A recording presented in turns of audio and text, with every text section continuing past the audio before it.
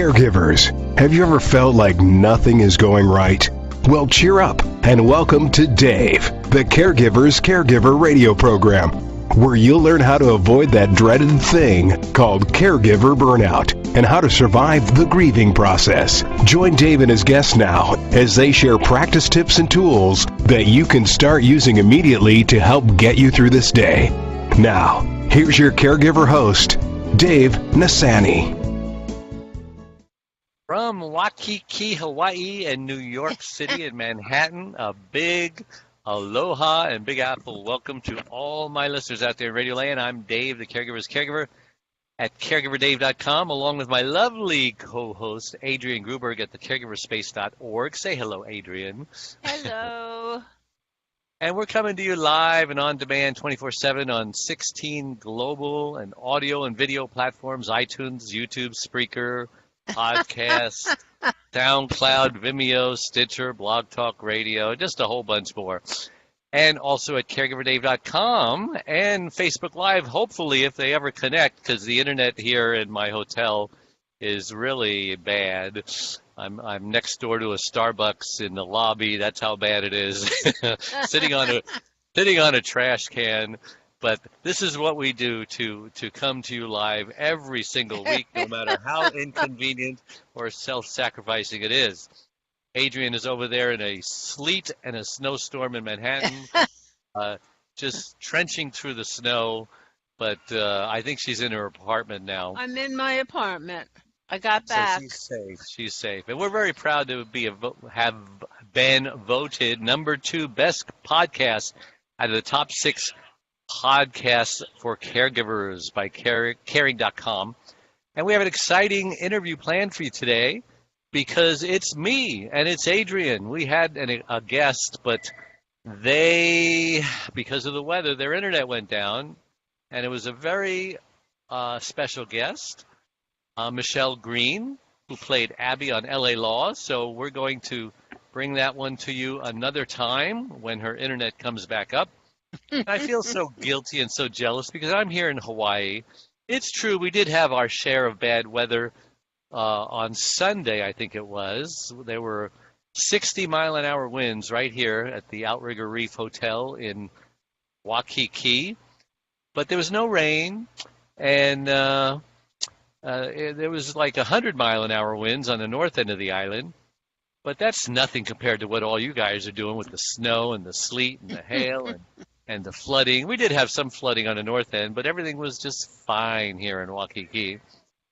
Anyway, I want to take a moment and thank us for last week's show. It was Adrienne and Dave who were talking about wisdom and my new book that's coming out, Dave's Hammock Wisdom, based on my video series. And today we're just going to do more wisdom because you can never get enough wisdom. Now, just a reminder, we've got so much of it. We do have so much, and we don't want to be selfish. We want to share our wisdom. So you can watch or listen to that interview and this one and all our interviews, actually, at caregiverdave.com or YouTube or any of our 16 global networks that I mentioned before. And, all right, I think it's enough of that. Let's get started. So welcome to the show, Adrienne. How's your week been over there? Oh, well, between having to move and look for an apartment and being addicted to looking at floor plans and having meetings with estate planners and lawyers and realtors, and it's just so much fun. But you do have a parking spot. That's worth it all, right? I have a parking spot, but I don't use my car very much in these months. I use it regularly in the summer, but and when I come much. and visit you, you'll be driving me to a pizza place, and you can use it then, right? Where? I don't know. What pizza place? Greenwich Village. Wherever. You There's pizza all over New York. John's Pizza in the Village. There you go. Oven Pizza. I went to one that was near NYU. That was a pretty good place. I can't remember the name of it, but I think it said best pizza in the world. That's Ray's. Yeah, Ray's. Yeah, they did have good pizza. They had a wide variety. But Well, enough about there are pizza. about 2,500 Ray's Original Pizzas in New York. It's Is it hard to tell which is it one is owned by the really the same original. guy? No, Oh, everybody, the original ev- Rays. I gotcha. Because everyone else is just a cheap imitation. yeah, Well, I guess that's why people all like the us. other original Rays. We're fun and entertaining and spontaneous and a little quirky and off balance, and that's why people voted us number two podcasts of all of the caregiver podcasts. Any caregiver podcast is a good podcast, but I think we should be entertaining as well as informative. I So I agree. think that's what people like about us the most. So let's talk about some wisdom. I don't even remember which wisdom we spoke about last time, but I'm writing this book because I get wisdom on my hammock and I solve the world's problems. I pray, I meditate, I ponder, and when I get off the hammock, I've usually solved my problems and the world's problems. And I just thought one day, you know what? I am being so selfish by not sharing my wisdom with the world. So I started these 5 minutes of Dave's hammock wisdom. I've got over 100 now, averaging, I don't know, about one or two a week. And I'm not always on my hammock like here in Hawaii. I might be walking on the beach or might be in the pool or might be in the ocean. So it's kind of fun. Sorry about all the noise here in the lobby. These people don't Can't realize hear it. I'm doing a radio show. Okay, that's good. Can't hear it. I guess I have the right kind of microphone that just picks me up. Yeah, but you could lower it a little bit towards your mouth. Lower it a little bit Uh, towards my mouth. How's that? yes, better. Well, it's about time you told me that. Well, I was waiting for you to say something. Give me an in. And oh yeah, because I talk so fast and I don't give anybody breathing room. But just feel free to interrupt me anytime Okay. that you want to or have to. Okay. So um, then I decided that there is a need for, I need to write another book because people want to hear from me, and it's been a couple of years since my last book. Wow, it's been a couple of years already. Amazing how time flies when you.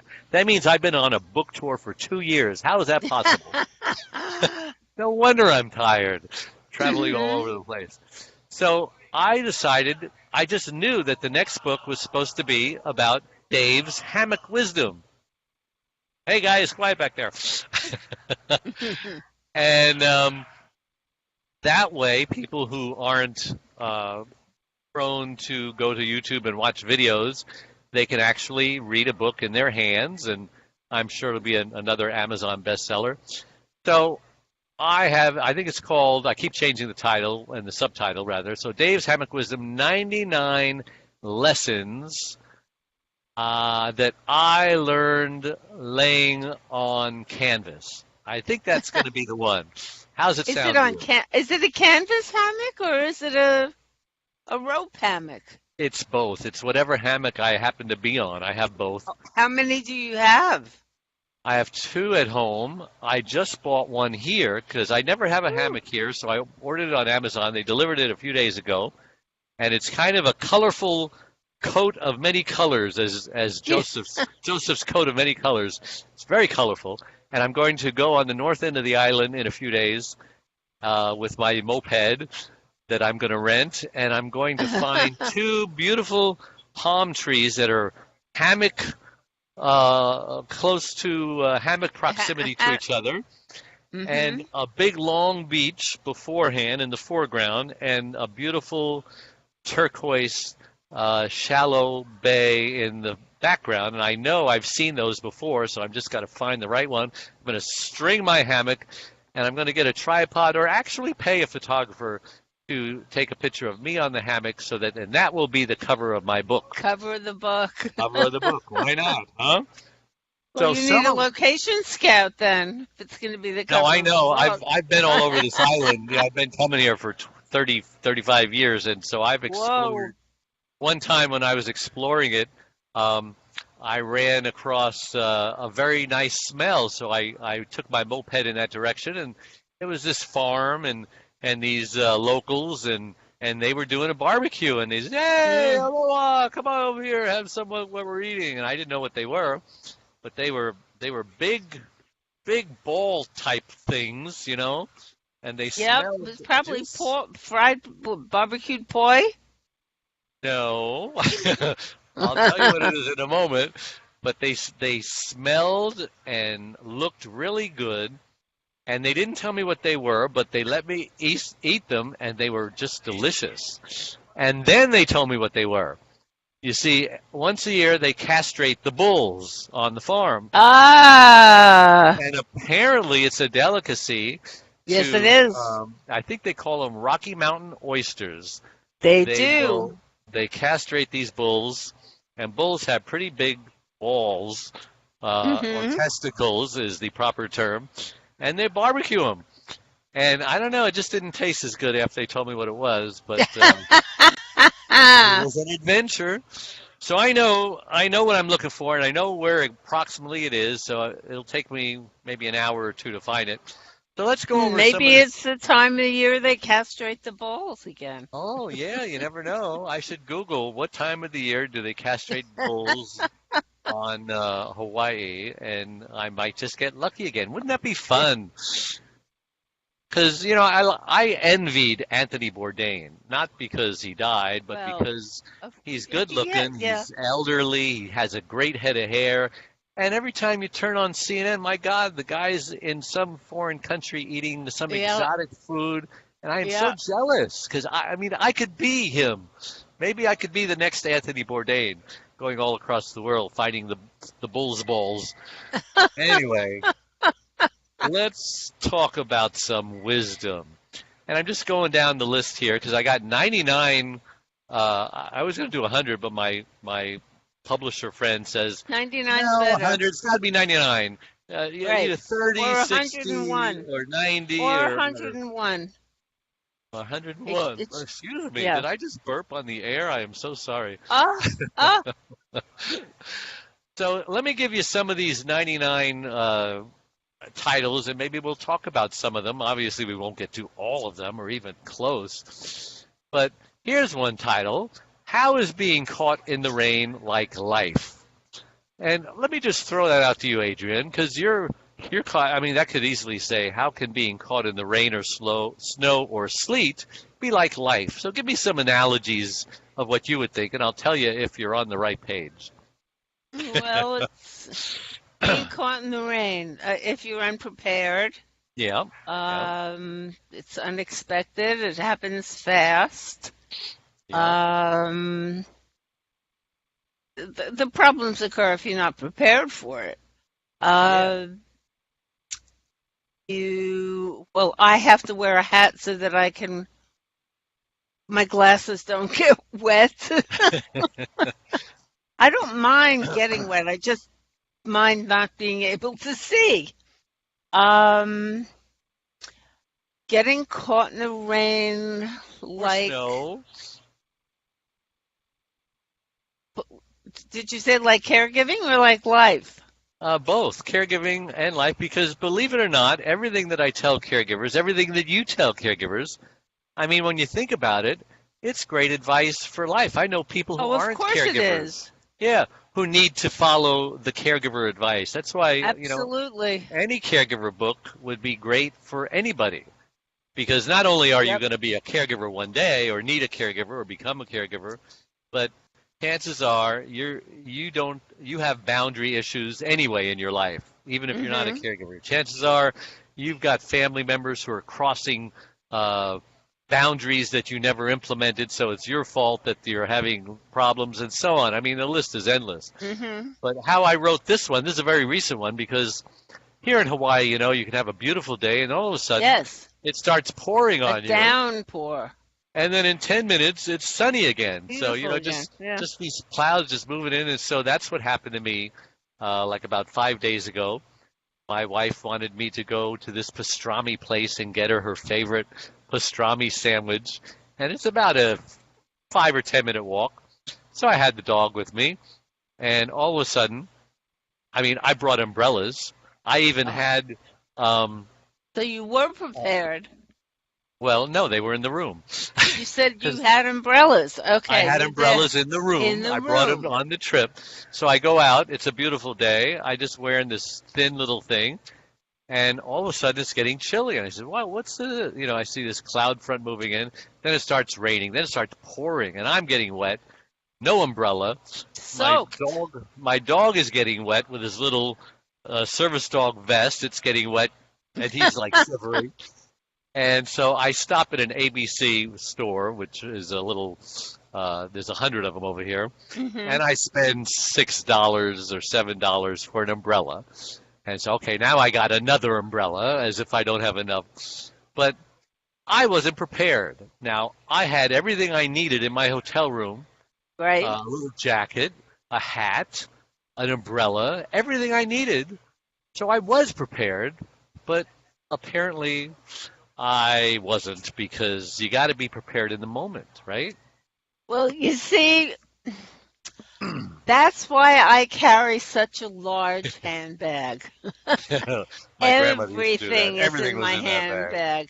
And everybody counts on me to have everything in my handbag, from triple antibiotic ointment to cortisone cream to Band-Aids to scissors. They know that I'm always prepared. Must have been a And good Girl it's Scout. a great burden. And Well, and and my shoulder is the worst for it, but somebody's got to do it. How much does your somebody's bag got it. weigh? How much does your bag weigh? 15 Yeah. pounds, My gosh. Wow. because I've Well, also got a notebook in it and a yeah, iPad and a telephone and change and money and yeah. it weighs. So how's being caught in a rainstorm like caregiving? Well, sometimes caregivers um, are thrust into a situation. Let's say all of a sudden their loved one becomes incontinent, and there's only one thing that they hate doing in the world, and that's changing diapers. And now all of a sudden they're thrust into this situation. Oh my God, how am I going to change mom's or dad's diaper? And I just don't do that. I never did it with my kids. I always had my wife do it. And so there's a situation like how do you hello, go ahead and use that trash can. That's right. Aloha. God bless you. See, Adrian, you're sitting on a trash can, so this is a very popular spot. Yeah. When people see me talking to the trash can, and they say, "Oh, should I interrupt him? Should I come? Dare I approach him?" So, some other things that caregivers might not be prepared for is the fact that, well, for I can speak for myself. When my wife had a stroke, and I didn't realize that my relationship as a husband and a wife was going to change. That now I wasn't wearing the husband hat. I was most of the time wearing the caregiver hat or the roommate hat. And it's hard to be intimate when your wife is Right. disabled and you're like in charge and you're telling her things that she would normally get upset. Well, because you don't have, Especially at the beginning. yeah, because familiarity reads contempt.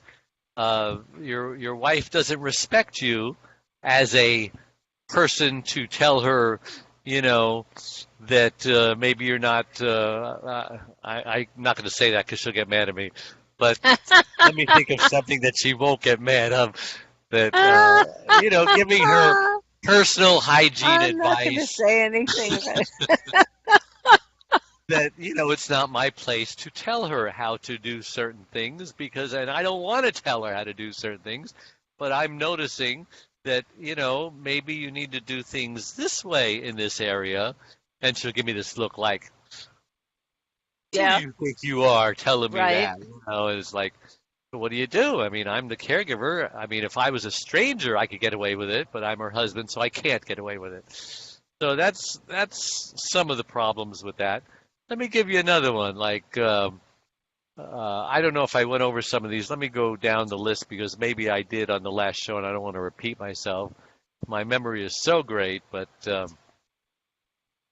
here, attitude is everything. Now, that's a good word of wisdom because, gosh, You can plow through almost anything if you've got the right attitude. yeah, is the glass half empty or is the glass half full? I know people who all the time, all they can do is find what's wrong in a place. You come into the hotel room, which is a beautiful, beautiful room, and they're looking, and, oh, the wallpaper's peeling up there. Oh, look at that. There's a scratch on the cabinet. Oh, man, look they forgot to clean, underneath the back of the toilet. I says, really? This is a suite. How can you find all of these bad things wrong with this room? And I guess it's nice to have them around if you are troubleshooting a project for a major corporation, right? But when you're on vacation, and I'm not talking about anyone in particular, I just know people, and that's what they would do. Mm-hmm. They're usually hypochondriacs. Everything's wrong with them. They've Googled every disease in the book, and they've got 90% of them. And I mean, do you know people like that? Absolutely. And one thing you should never do is Google your symptoms because you'll have everything that's on WebMD. And never read the prescription that you get, what the side effects are, because they're that long.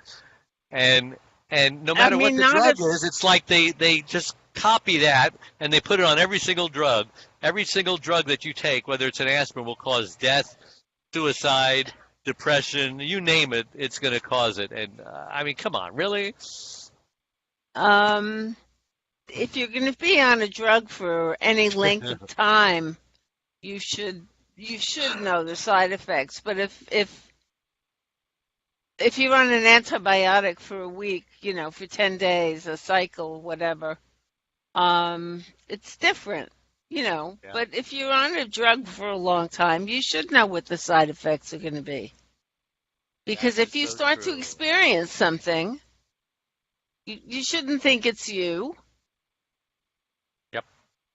Yeah. Listen, this is a good time. I don't know if we started on time, but I think it's time for a break. Would you agree? You're all pixelated again. Oh, no. Oh, good time for a break. Better. Okay, let's take a break. Don't go away. We will be right back. We are a community of caregivers that understands and supports you wherever you are in your journey. We are a place to connect with other caregivers, but more importantly, a place to get practical, actionable help.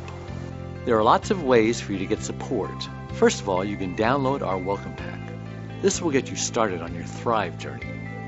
Next, you can ask and get answers to your questions by posting them here in our private Facebook groups. You can also get live online support by attending one of our live weekly Connect webinars. You can get practical, actionable advice by listening to our weekly podcast. You can hear and read other stories about other caregivers' experiences. Plus, add your own in our weekly Share Your Story forum, posted every Tuesday in the Facebook group. You can access essential resources and download practical Thrive Solutions packs, all of which are geared to help you thrive as a caregiver. You get lifetime access to all of our resources. Again, we're here to support you and help you thrive and to enjoy your life as a caregiver. And remember, this is a place to get hope, not just cope. And we're back with Adrienne Gruberg and me, Dave Nassaney, the Caregiver's Caregiver, and we're talking about wisdom and my new book, Dave's Hammock Wisdom. And I think another one here is don't isolate yourself. So talk about, and this isn't just for caregivers. Like I know people who are introverts. Believe it or not, I used to be an introvert. I know that's hard to believe, but I had a cousin when I was a teenager who came from New York. We both came from Brooklyn. I came early on when I was 6. He came when he was like in high school. So he's this suave, debonair, Casanova guy.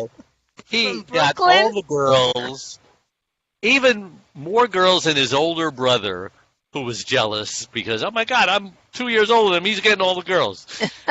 And I was jealous of him. Who wouldn't be? And so I'm watching him. I'm observing him, how he can just walk up to total strangers, walk up to gorgeous girls who I would be so insecure to talk to. And he was good looking, but he wasn't like Fabian or something, But I've learned that personality is so much more important than good looks, because if you're not particularly a great looking person, I mean, a decent-looking person. I'm not talking about being ugly or anything, but girls love guys who have a personality or are, But it's also confidence. That's what it is. It's confidence. Not just the personality. The personality can come out in an introvert once you get to know them. But, right, when they become themselves. But that drive to just go up to somebody comes with that kind of confidence. And it's the body language. It's how you carry yourself, how you walk, how you look, how you move your hands. You just you're in control of your body. Just like right. I read this book when I was a teenager because somebody told me it would help my insecurities. It was called Psycho-Cybernetics, and it was about this plastic surgeon who couldn't believe these beautiful-looking people who wanted a nose job or thought their ears were too They good. thought they were imperfect. And it's like, he says, why? You're gorgeous just the way you are. No. And they had this self-image in their head that was ugly. And they thought that if they did surgery on their face, so he learned, why don't you do plastic surgery on your self-image? Imagine in your mind, he wrote this whole book about it, and it really helped me. He says, imagine this big movie screen and picture the most coolest movie star that you wanted to be in. In those days, I wanted to be like Cary Grant or David Niven. Nobody knows who they are today. But I would imagine them just moving across the street, or Frank Sinatra, and the Rat Pack, just being cool, and then see your face on that screen. And so I did that. Rat Pack cool was a whole other cool. And no one has been able to duplicate that cool. It was so cool, And it's the kind of cool that will never go out of style. No.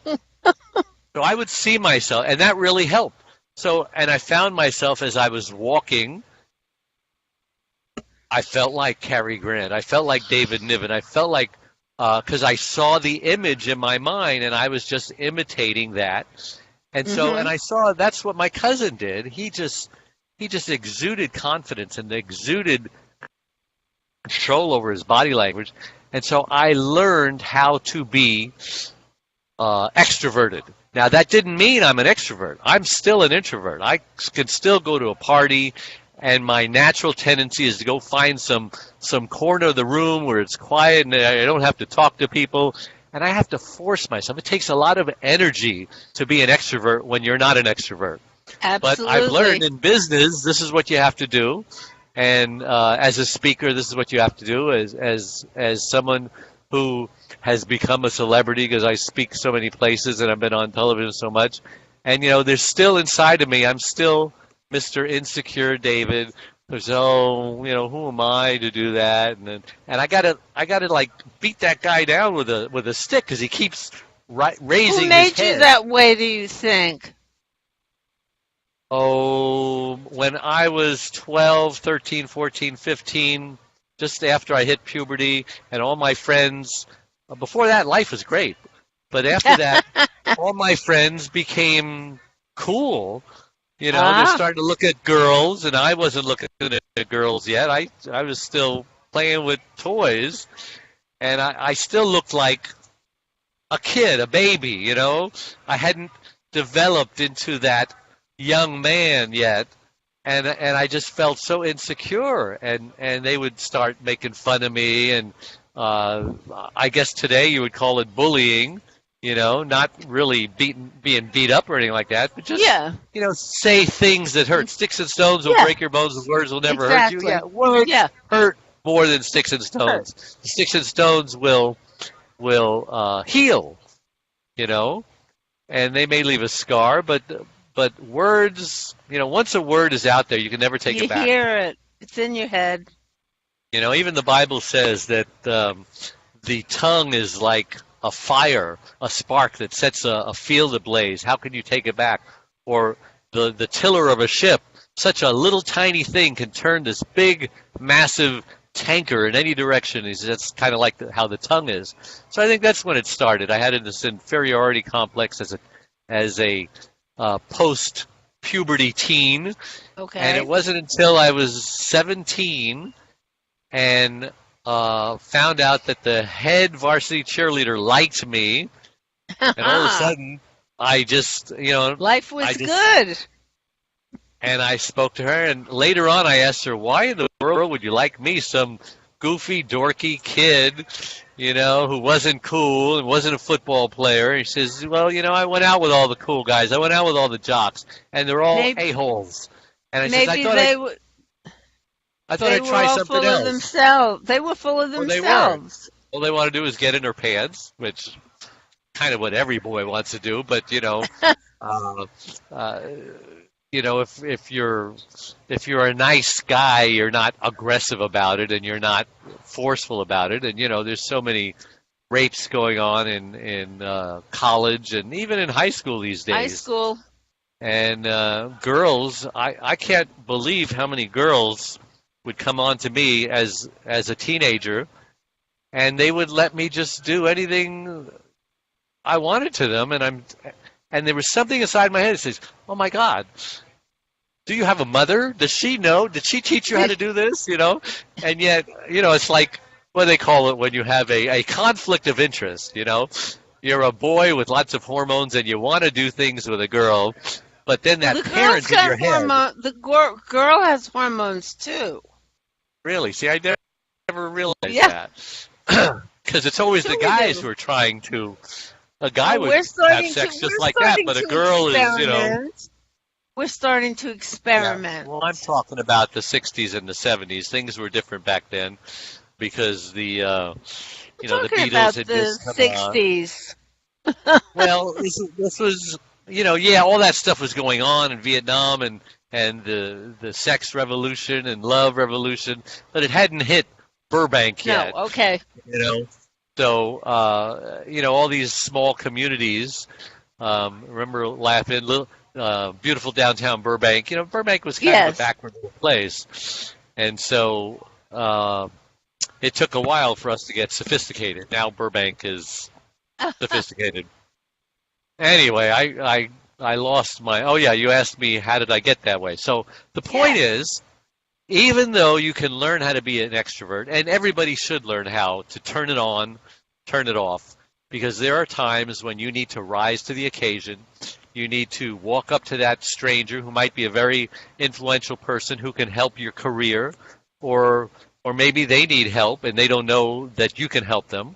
And you need to just, what do they say, put your big boy pants on and suck it up and just do it, and practice doing it. And don't just be the observer in the room. Walk up and say, "Hey, my name is Dave. What's your name?" That wasn't hard, was it? The man who was chairman of the board for the Caregiver Space was not a handsome man. He has since passed away, sadly, too soon. But he would walk into a room and automatically have his hand out. "Hi, I'm so-and-so. How are you?" Yeah. And I envied him. I hear myself doing it all. I prepare myself. I rehearse it. I want to do it all the time. Hi, but you see him going into the room with his hand out. Hi. Are you able to do that? No. You're not able to imitate him even in your mind? Oh, why? He was he was definitely my wealthiest friend. I mean, he had done extremely well in his life. Is that gift a gab? It was a gift. This is a little kid who went door to door in Brooklyn when his father lost his job. and knocked on everybody's door and said, "My dad just lost his job. If you know anybody who needs someone." And Wow. he had that ability at like the age of 8 to do it. Wow. He was That's amazing. Amazing. Well, Some people so got it. you're from New York, Adrienne. You should be able to do this. And I'm sure you've I overcome just a need lot to of that. I just need to role play. Yeah. Or, Yeah. you're an actress. You're playing a part. That's what I'm saying. Role Here's your play. character. Just do it. And you can do it, right? Well, I mean, If you, no one believes I'm shy or introverted or, Okay. I and don't not believe an it. extrovert. I mean, everyone thinks that I'm just me, No, you got to get to know me Wow. before I'm out there. I wonder what percentage of the population really are introverts pretending to be extroverts. I Most. bet it's higher than we think. A lot.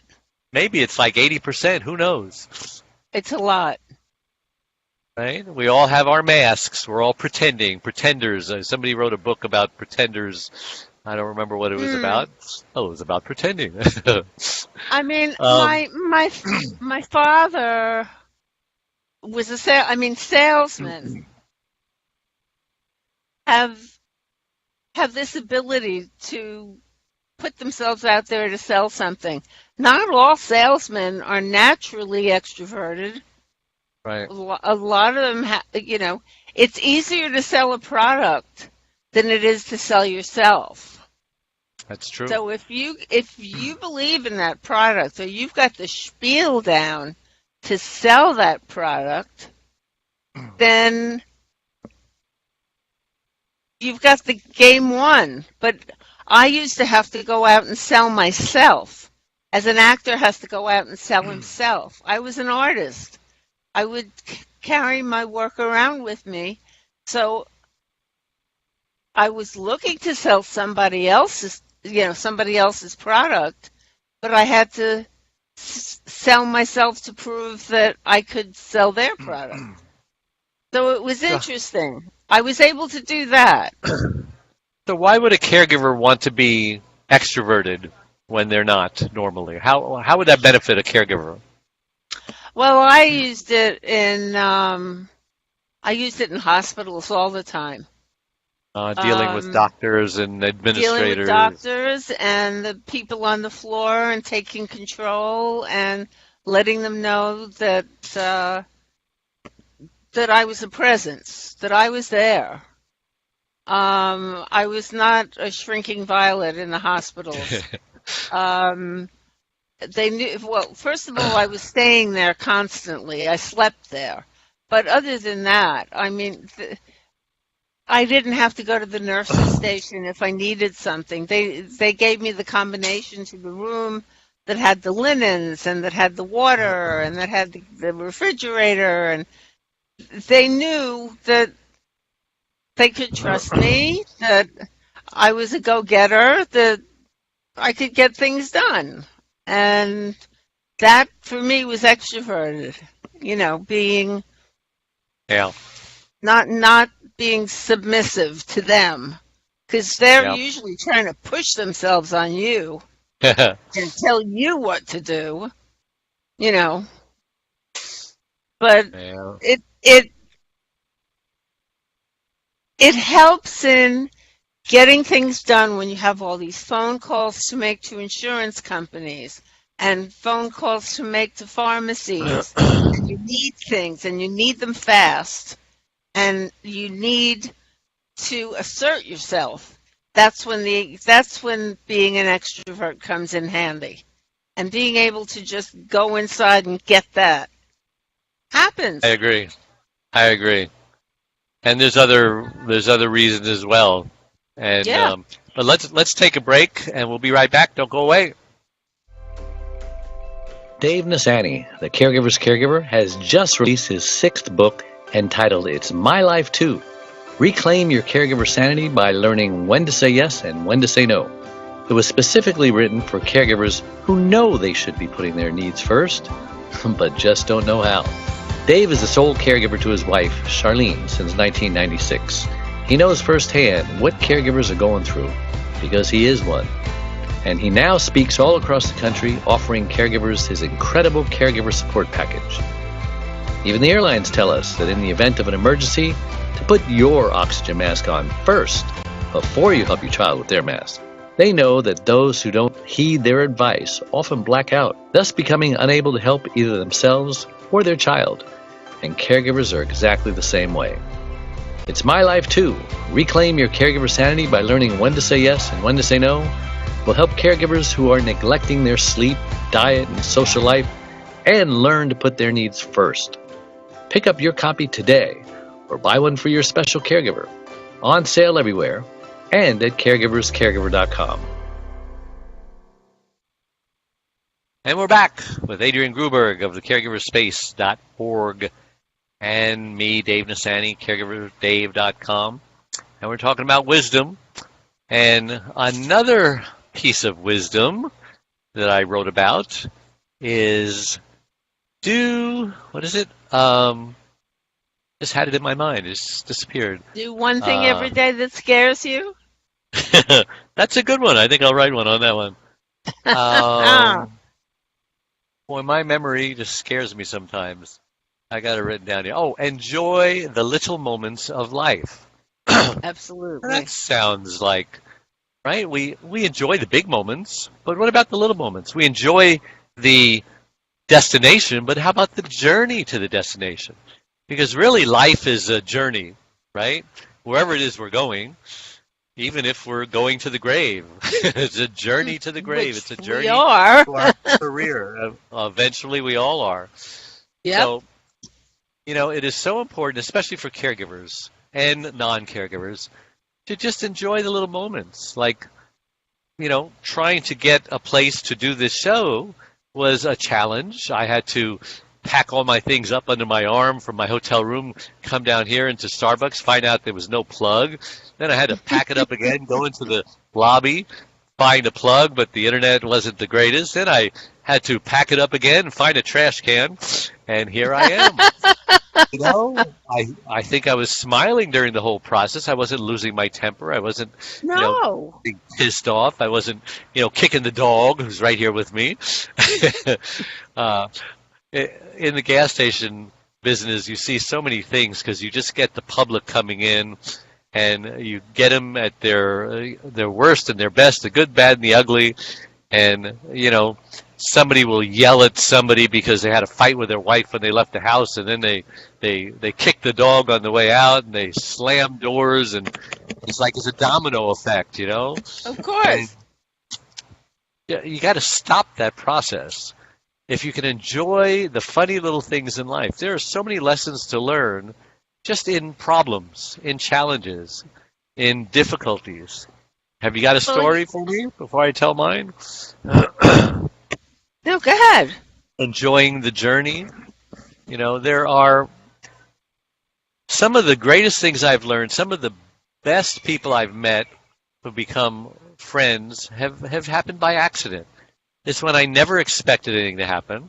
It's when I was just, the plane was late and I had to sit for an extra 2 minutes, or I missed a plane, or the taxi didn't come on time, and I'm talking to somebody who's sitting there, and it turns out they're a caregiver. I mean, the stories are just endless of the blessings that happen.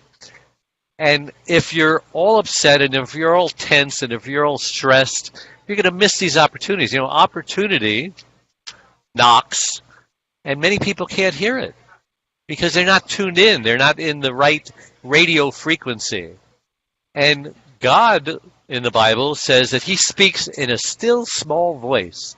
I mean, you really have to strain to listen to God's voice, because he is not interested in yelling and shouting with a megaphone.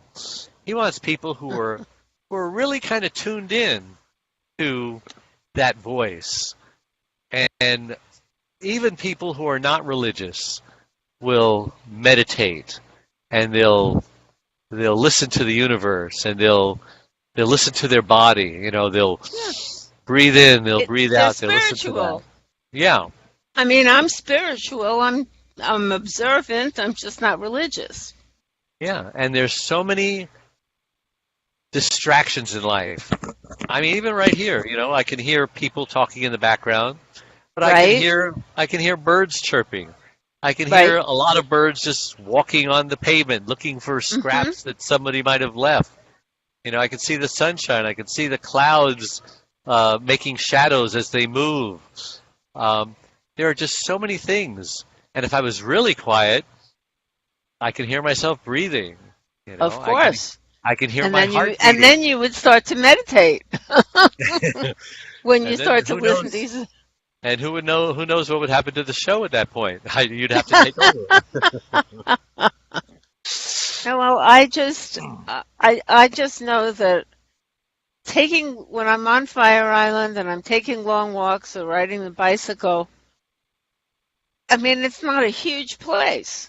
But I'm always noticing new things, just like in New York. I'm walking down the street and I'll look up and I'll notice something that I never noticed before. On a very old building that's been there long before I was here. Yeah. But I start to notice things. And now maybe that's the artist in me that's always looking. But it keeps me grounded and it keeps me present and mindful. And Call yourself an artist. Do you paint or draw also? Sketch? I supported myself that was my business. Really? Yeah. So where are all your paintings and drawings and etchings today? Are they in your garage? I didn't paint and draw and etch. That I do now. Oh, the business. You mean, well, when you say it was your business. I was a graphic designer with an boutique advertising agency for the fashion trade. Wow. So you would make up ads that people would I would buy market from people. you. Wow. I would market people. That's a great industry to be in, and there's so many other industries that you can hop into from that industry, which obviously you have. Yeah, you use it. If you don't use it, you lose it, right? I took an art class when I was in my first year of college because I needed electives, and that sounded like an easy one. And I was amazed at what a good artist I am. People in the class were saying, "Wow, you're good," and I says, "Really?" Well, I mean, I know. When you say pay attention to the little things, sometimes you can pay too much attention to the details and not be free enough. So it's got to be a combination of letting yourself be loose and free and not be worried to make a fool of yourself, because you're going to make a mistake sometimes. Yeah. And paying attention to the small stuff at the same time. It's a hard mix. Yeah, that's why they have different styles of drawings and stuff. Ink drawings, where you're using this really, really fine fountain pen almost, and every single line, you can see. It's not even a fountain pen. It's what is 0.6 millimeter. It's a tiny. It's called a rapidograph. Yeah, I've done it. I just didn't remember what it was. It's a rapidograph, and to keep those points working, because they're so fine, and you have to use the right ink in them. It's not easy. And then the other end of the spectrum, the watercolors, where you can't get fine and detailed even if you tried. Everything is just a blur. But watercolors are incredibly difficult to really master. And I never cared to. I mean, that's not my medium. I do collage and construction, and I paint and draw, but I don't do watercolor. I took a watercolor class when my dementia mother wanted to take one. I don't know if she wanted to take one, but people thought it would be good if she took one at the senior center. So of course I'm Yeah. there with her, so I'm learning too, and I Right. was amazed at how good I was at watercolors, Yeah. There you go. Uh, and I helped her, and because she had a little trouble with the colors, I says, no, the sky isn't brown, the sky is blue. you know, Little things like that. But some of those watercolors she did are pretty good, and some of the ones I did are pretty good. I got them somewhere, and I think if I wanted to have a career in painting, who knows? I might have been a good painter and might have been able to sell them. Who knows? Just But didn't go. That's not where your yeah, life I'm took just, you. I'm multifaceted. I think I could do a lot of different things, but even Donald Trump says, find one thing that you're passionate about and do that. And if you do too many things, you're going to be the jack of all trades and master of none. And it's kind of true, I was an auto mechanic. I was doing all sorts of things, but I'm not even sure what I do now. But I try to do one thing at a time. Well, I'm a chief cook and bottle washer. Yeah, it's a curse being so talented because Yeah. when something breaks around the house, I can fix it. I'm the one that always fixed it. But I shouldn't fix it anymore because you need power tools. And remember, I cut my thumb off almost. Yes.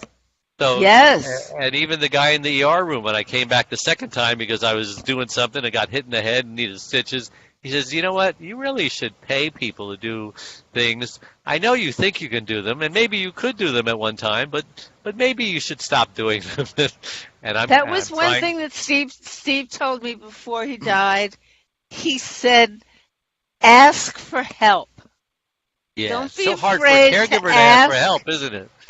Don't be afraid to ask for help. Now, as a caregiver, when you're under the impression that you're the only one that can take care of that person, and they've got you convinced of that because they don't want anybody else taking care of them, you Right. learn to do everything that needs to be done. I learned that adequate is good enough. Not going to be Sometimes perfect. it is. Yeah.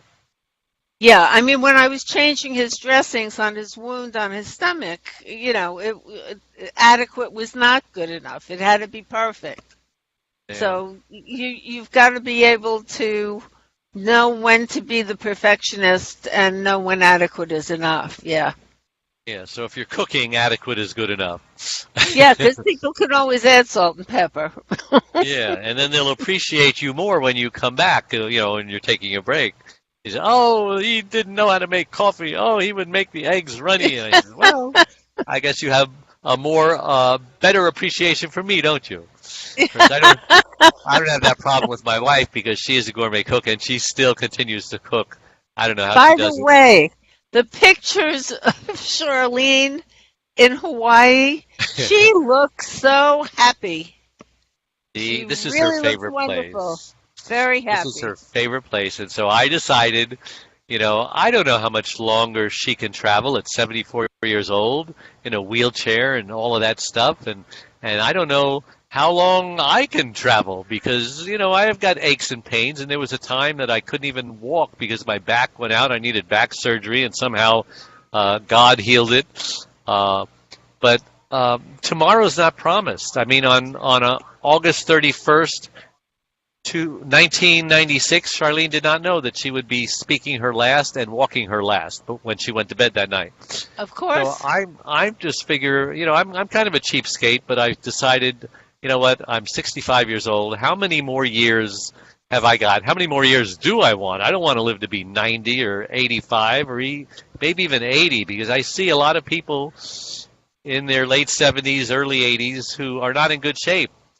And part of me doesn't want to eat very healthy because that means I might live to be a long age. So there's a balancing. You want to be healthy enough where you can enjoy your sunset years, but not too healthy where you outlive your kids. And so well, I'm not limiting myself. I'm being careful. I'm taking very good care of myself. How old are you again? Huh? How old are you again? I keep forgetting. 70. Yeah, you don't look it. I So know. you're 4 years younger than my wife. You both look great, and you're both active. I mean, she's in a wheelchair, of course, but the stamina she has, the stamina and the desire to do things and go shopping and cook and go to the store and buy all these ingredients, I mean, that takes drive, even if you're in a wheelchair. Especially if you're in a wheelchair. Yeah, a lot of people clean. A lot of people get really lazy. Oh, yeah. A lot of people really get lazy. They let Maybe everybody else do they're not a everything couch for them. potato, they're a wheelchair potato.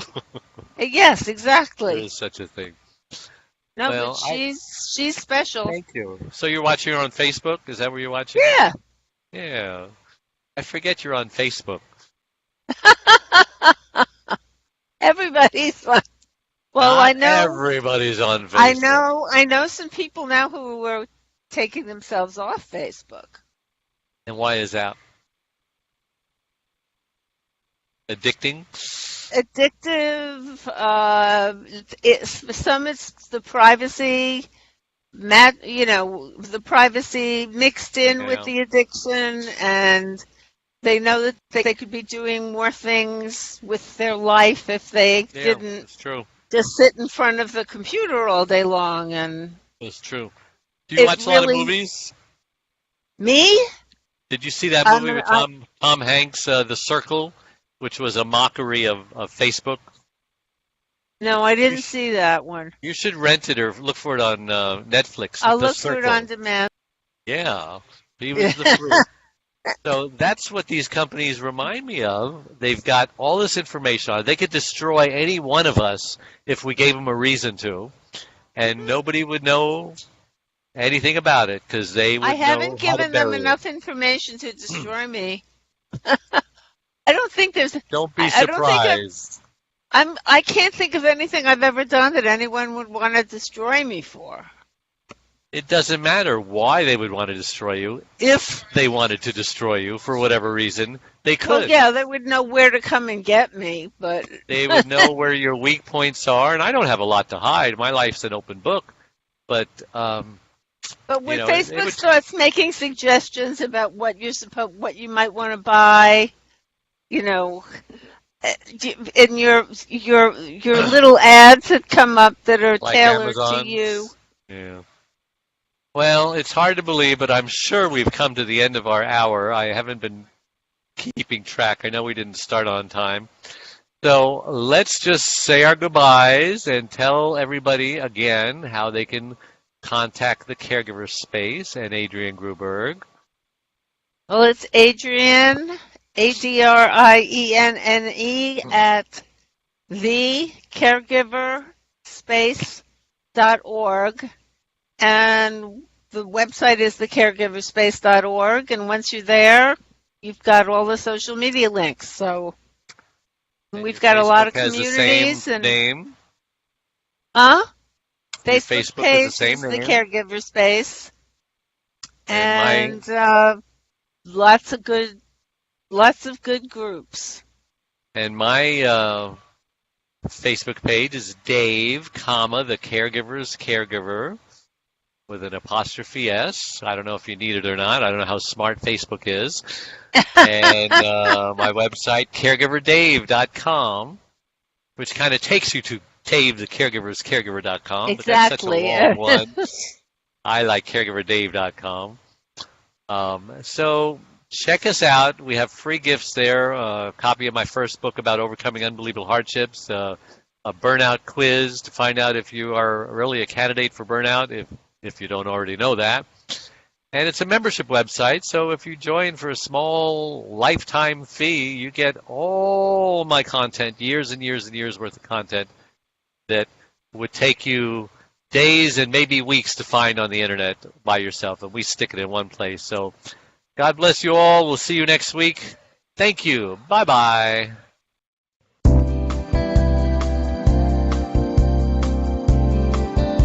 Thank you for listening to the Caregiver's Caregiver radio program with Dave Nassaney.